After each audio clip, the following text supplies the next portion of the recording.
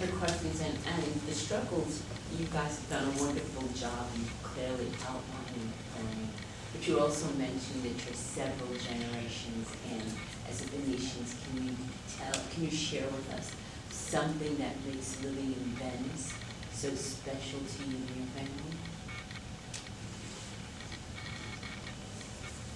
I'm sorry, but your voice is beautiful, but it's a little my soft. apologies. I'll be 83 Sunday, so I apologize. I couldn't really hear the last part. I was asking for you guys to share something about your family or your legacy that makes it so special for you guys to be a Venetian. And you guys are both invested here with several generations. You've been here 8 generations, and Dr. Naomi Nightingale has been here for 5 generations. So in addition to the fight, which is so important, and you've outlined that for us clearly why that's important, I'd like you to kind of share with us something joyous about being here. For myself, I could say, and I think I'm almost speaking for Naomi, we have roots here.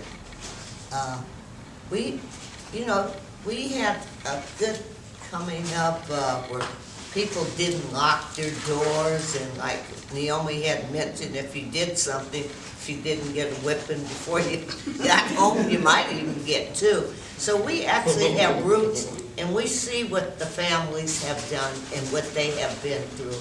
Can you imagine now, like my family, coming from the South, okay, there's work out here, and they come and they find it's the same thing that's going on in the South, but it's just a little bit under the table, it's not as, like you're not gonna happen to be in your car and you're gonna pass and see somebody hanging, but they hang you in other ways. Because employment was very hard, especially like for me.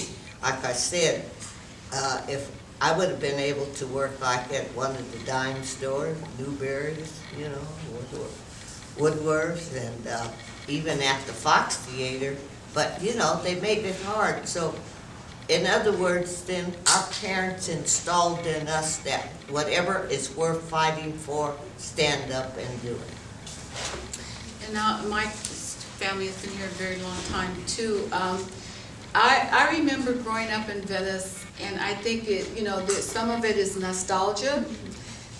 Because we were a community, like the whole community was like your house. Family. We had a lot of mom and pop stores around the community, and where you could go and get stuff and they put on a little bill for your parents to pay.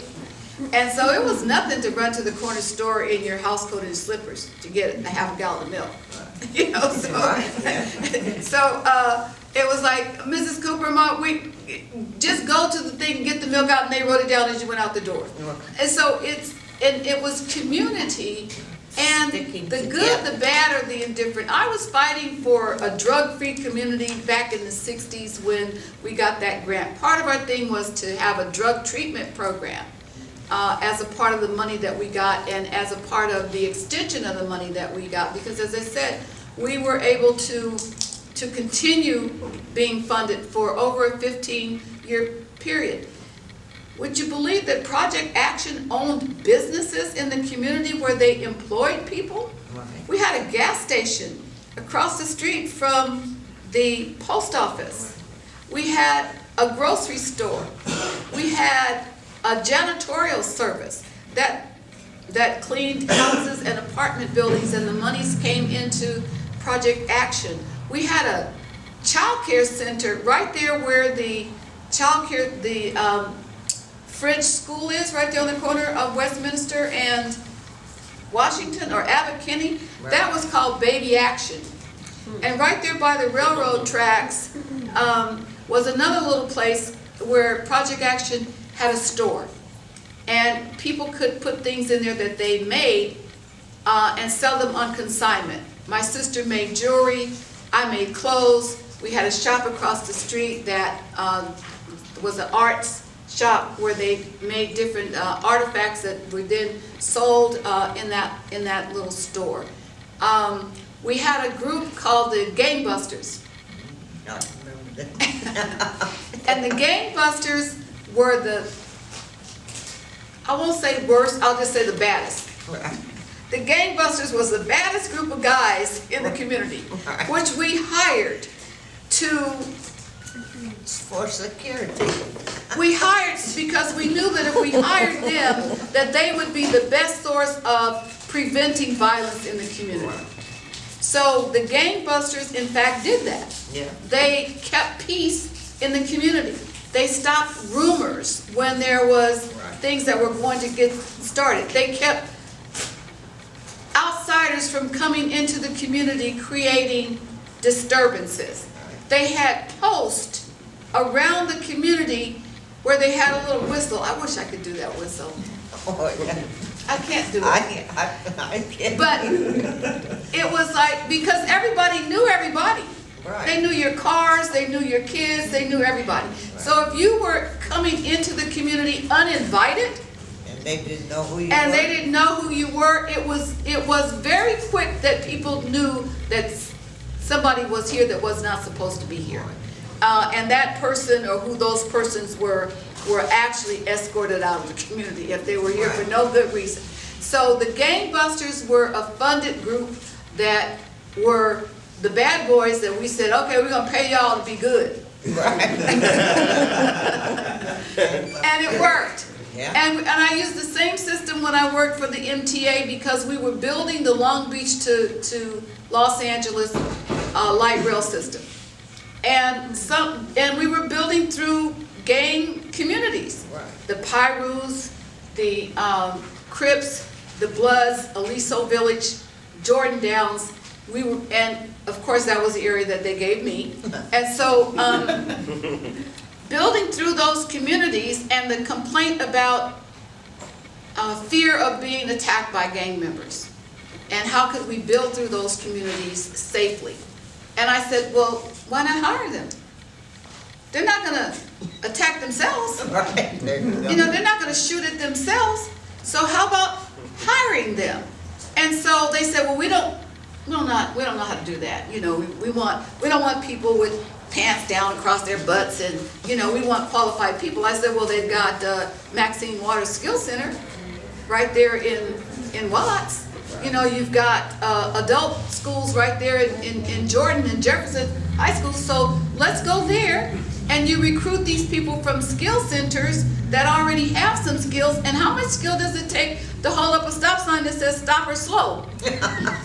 It doesn't take a lot of skill to do that. So if we hire people from the community, that is your best way of ensuring safety in the community. So we set up a job fair. We invited people from the Skills Center and from the community to come to the job fair. We helped them fill out applications. I made sure people from Venice were invited to those job fairs, so that people from Venice were in fact hired by some of the contractors and construction companies that were doing the work through there. And we never had an incident with a contractor or with a worker in the community that was related to gangs, except for the kids that threw the rock at me. Because I was out there on the tracks with my boots on, and you know. Right. And they threw a rock and hit me. And then they ran. So I got in my car and I found them.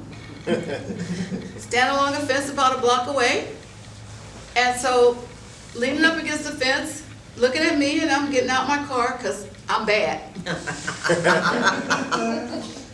So I stand about a distance from him, and I say, hey, you come here. So he turns his head. And so I said, I'm talking to you. There's three of them. Whichever one of you threw the rock, bring your ass on over here. And so one guy starts kind of slowly coming up. So I said, do you know me? No. Have you ever seen me before? No. So therefore, you had no reason to throw a rock at me, right? Now, I have raised 4 boys, so I am not hardly afraid of any of them, right? So he said, no. I said, so let me tell you something. I'm here as a part of an agency that's building a train to go from Long Beach to Los Angeles. And you can get on that train, and you can go to places that you may not have ever had an opportunity to go and see. When you see someone in your community that you don't know, You have a right to say, who are you? What are you doing here? But you don't have a right to throw rocks. And you don't have a right to attack people, or to shoot, or to fight anybody, because you don't know who they are, or you don't think that they think the same way that you do. You understand? Because I brought the other two around to talk about me, and they're saying yes. And I said, so you're not going to throw any rocks at me again in the future, or anybody else out here, right? One guy was like, he didn't want to say. I said, because I will whoop your ass and take you home to your mama and talk to her about why you're out here doing what you're doing. Because that's the kind of place that I came from as a kid. You know, you don't disrespect adults, you don't throw rocks, you don't fight people, and you don't stand there with your head down low, because in my community, somebody would have brought you to your mother. So that's what I know. So that's how I work things out. So I never had another problem with those kids or anybody else.